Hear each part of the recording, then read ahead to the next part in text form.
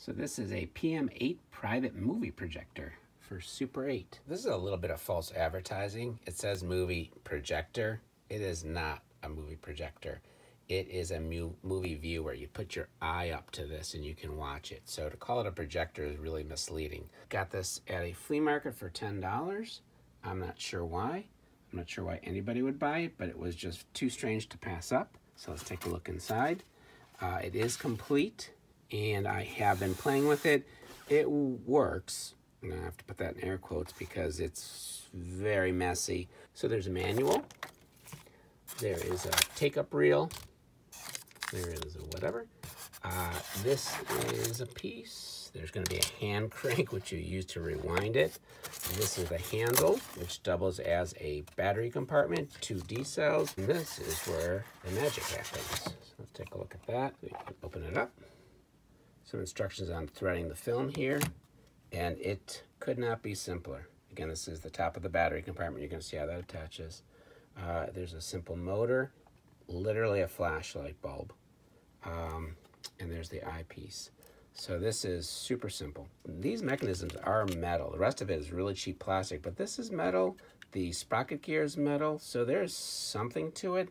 The retro strap that controls speed is metal, so it's not completely cheap. I'm going to show you how to put it together, but you can stop and pause and read the directions yourself if you would like to. So you need 2 D-cell batteries. Use new ones. I used some old ones at first, and it caused more problems than it was worth. So you want 2 fresh batteries. Basically, you're kind of loading it as if it's a flashlight, and you're just going to screw it in.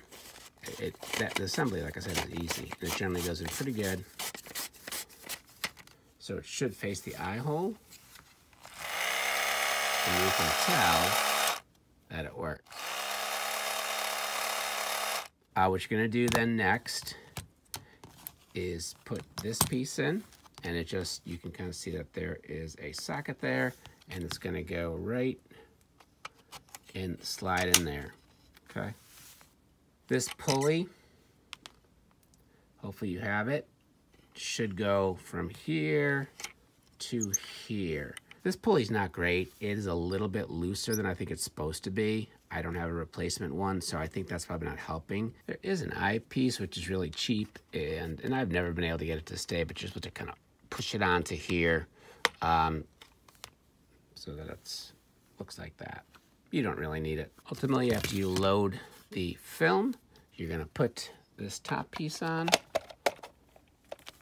and be ready to go. You're going to turn it on, and you're going to look through here.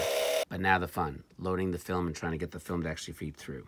I'm going to attempt to load Football Follies. Do notice it is Super 8. This is for Super 8. Super 8 is different than 8mm.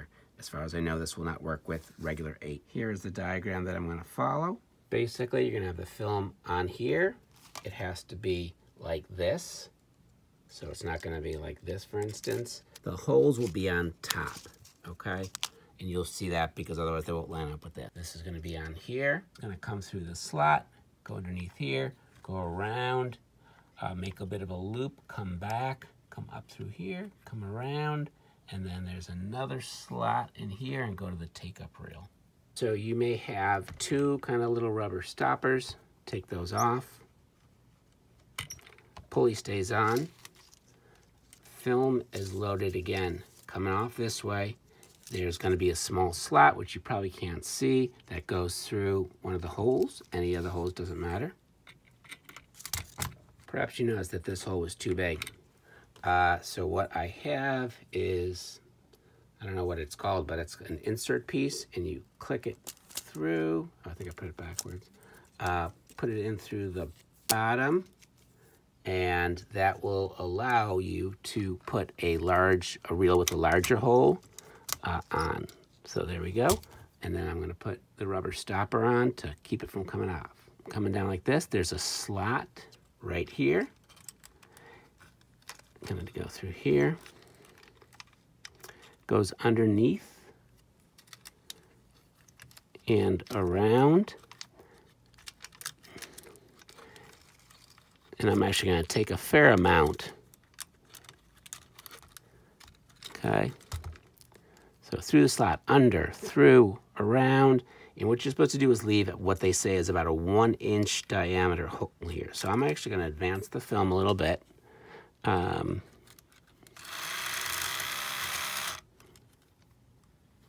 there's about a loop that's about 1 inch. So again, it's in between this and this. I made sure that little tooth was out of the way. This is hard to see, but it does tell you when loading the film that little pointy thing should be away from the films. That helps feed the film. So if it's in like this, you're not gonna be able to get the film through. So basically you can just turn it with your hand and turn it so it's away. So I'm gonna advance it a little bit now and see if you can see it. It won't go. So sometimes what I have to do is, with it open, turn this white thing, okay?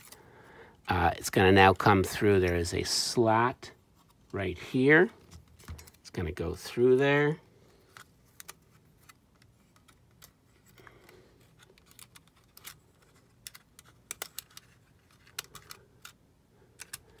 Again, it likes to move around on you. So I put the take-up reel here. Gonna put the rubber stopper on. So I'm gonna advance the film more. And now what I can do is put this in here and manually tighten it, okay? So now theoretically it's pretty good. You may have noticed the loop is gone. I'm gonna leave it as is and hope to God that it works. So this is really quirky. The take-up reel doesn't tend to move quickly, and so I have to kind of manually do it. So you can see, so I gotta kind of do this. So that's a little bit better now. Okay.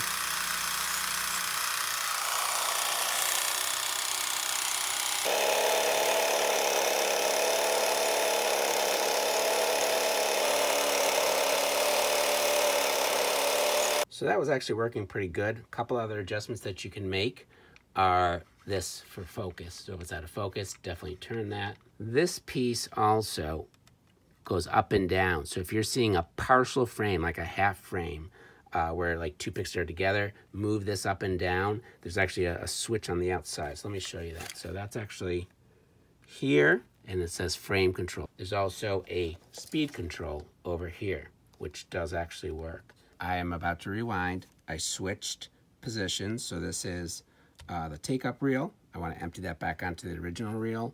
I've looped the film through here manually, and it came out. I'm gonna have to fix that.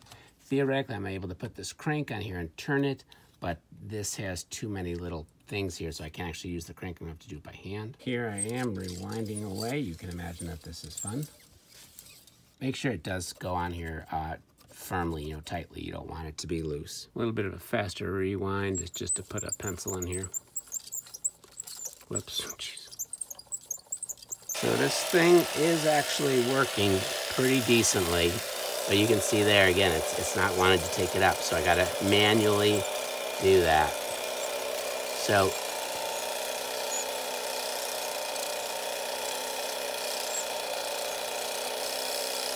just show you the speed adjustment.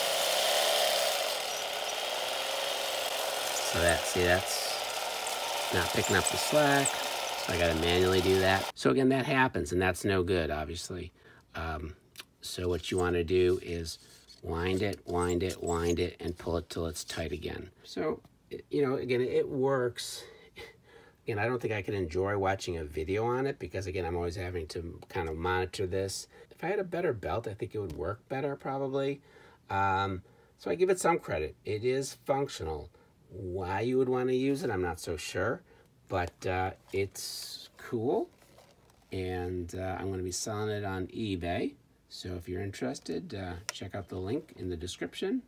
And thanks for watching. If you've watched this far, please consider subscribing. Even if you're never going to watch another one of my videos, just subscribe.